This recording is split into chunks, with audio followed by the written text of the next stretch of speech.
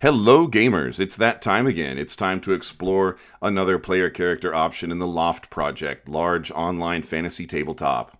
So today we explore a second of the 7 secret crafts of Glantrian, first presented in 1987 in Gazetteer 3, The Principalities of Glantrian by Bruce Hurd. All right, let's get down to this. So in the previous couple of videos, we've discussed what the 7 secret crafts are, and how they relate to, arcane caster advancement in Glantrian at the Great School of Magic and in the Magicracy Society there in Glantrian. So when I refer to circles of ascension and XP costs and stuff like that, there's 7 secret crafts. It's a system of classes unlike any other in any edition of the game. So if it's a little confusing, I laid it all out in like the intro videos of the second secret crafts part 1 and 2. That way I wouldn't be repeating all that, every day for 7 days. So the Dracologists of Glantrian, the secret society of Glantrian that specializes in dragon magic. The dragon masters, Dracologists, Dracomancers, sometimes they're given slightly different variations of the name. The original Dracologists were mages who made pacts with the ancient first dragons in the first age of Mystara. Their descendants, or either biological descendants or just descendants in terms of tutelage and instruction, they exist with the other 6 secret societies in Glantrian today. So what are they all about? Well, at the first circle of Dracology, a Dracologist gains protection from dragons. What this means is that they can just declare, based on the magical legal enforcement of the ancient pact of the first dragons with the first Dracologists, that they can invoke protection from dragons. And what this means is that the dragon cannot hurt them as long as they don't hurt the dragon, and vice versa. Now, helping an adventuring party hurt the dragon counts as hurting the dragon. When I was a teenager in the 80s, there was a story that I heard from the group that I joined in the Game Shop's basement from, before I got there and got involved with them. But there was a Dracologist there. The party got wiped by a red dragon. He invoked protection from dragons and quit helping the party, and he just let them die all around him because the outcome was already decided. It was just horrible, horrible. So then the Dracologist goes to leave, and the red dragon's like, wait a minute. And the red dragon moves his massive bulk to in front of the exit to his lair and sits himself right down there and says, just because I can't attack you doesn't mean I can't sit here. There's nothing about the protection from dragons pact that says where I can and can't sit. And and of course the dragon pointed out that dragons often sleep for centuries.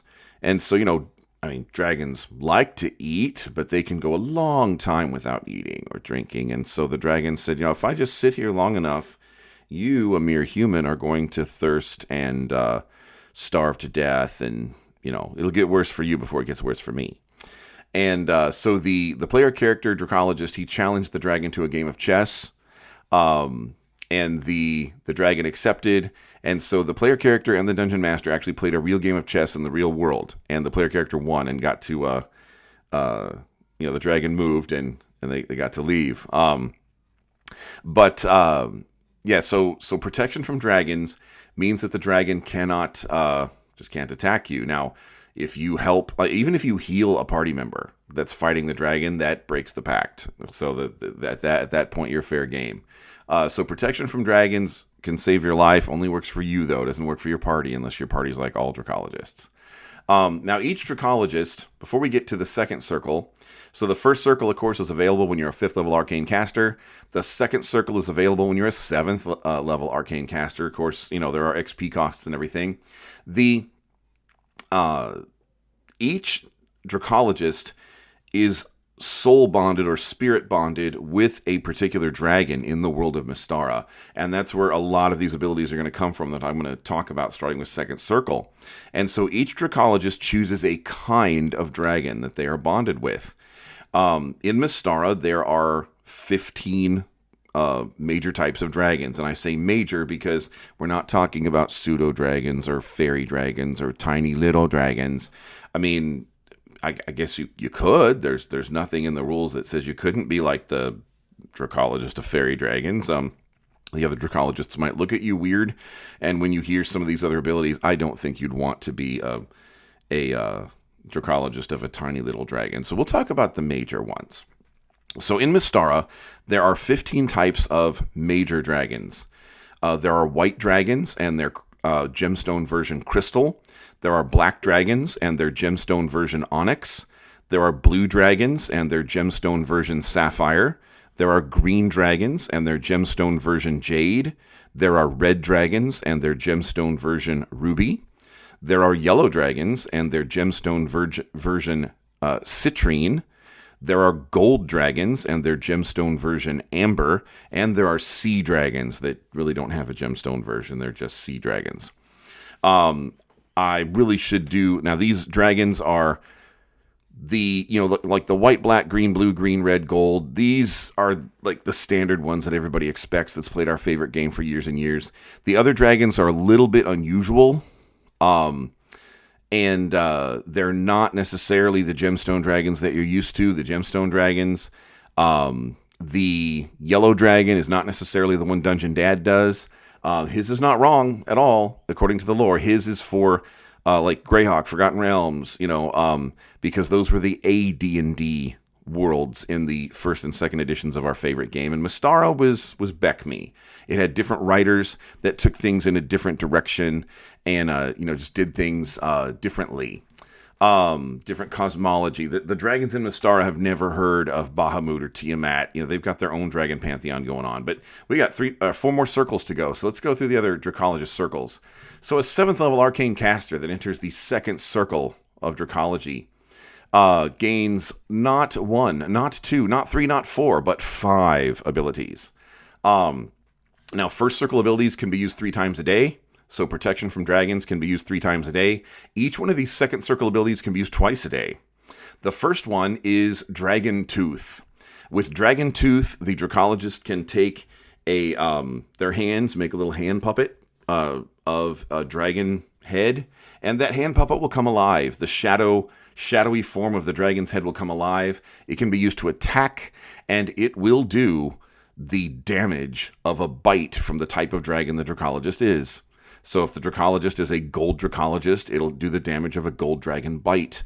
If it's a green Dracologist, it'll do the damage of a green dragon bite, and so on. Can be used twice a day. Dragon Eye. Dragon Eye can be used twice a day.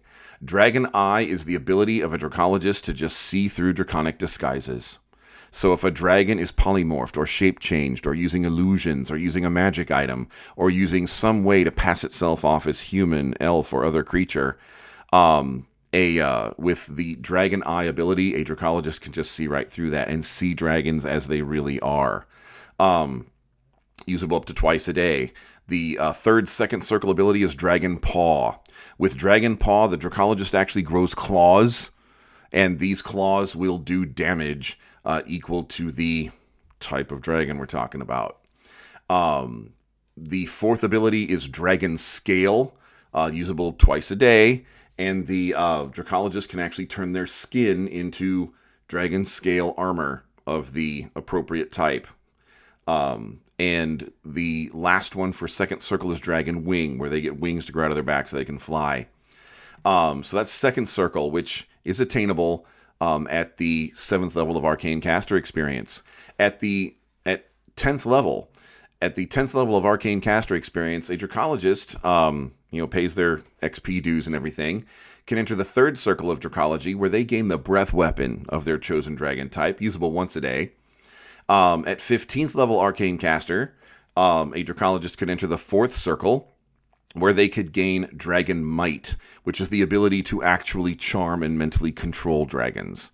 And the last one, at 20th level Arcane Caster, assuming that they, defeat the High Dracologist who already exists, because much like Highlander and the Quickening, in the end there can be only one. I go into that in the previous videos about the 7 secret crafts of Glantrian. The High Dragon Master, once a month, can actually turn into a dragon. And then it doesn't even stop there for Dracologists. The High Dragon Master, not only once a month can they actually turn into a dragon, but they have the option, if they so choose, to challenge one of the dragon gods of Mystara for their position in the dragon pantheon. It's not Bahamut and Tiamat. Mystara has its own, history, cosmology, theology type stuff going on, its own creature biology and creature history and stuff. But yeah, that's the Dracologists that these magic users or necromancers, illusionists, mages, what have you, sorcerers, they are bonded with the spirit of a dragon somewhere out in the world. So somewhere out in the world, there's a dragon that is bonded with them. Dracologists usually pick a dragon of this color that is of the general same alignment as they are. So you're probably not going to find a chaotic evil Dracologist who decides to be a lawful good gold dragon type. That doesn't, I guess you could. I'm the exception. Player characters do that. It's not very common. It would, NPCs in the world in the Dragon Secret Society might think you're a little weird or something. You could do it. But yes, those are the Dracologists, the Dragonmancers of Glantrian. So tomorrow, we will move on and get into the Glantrian Elementalists.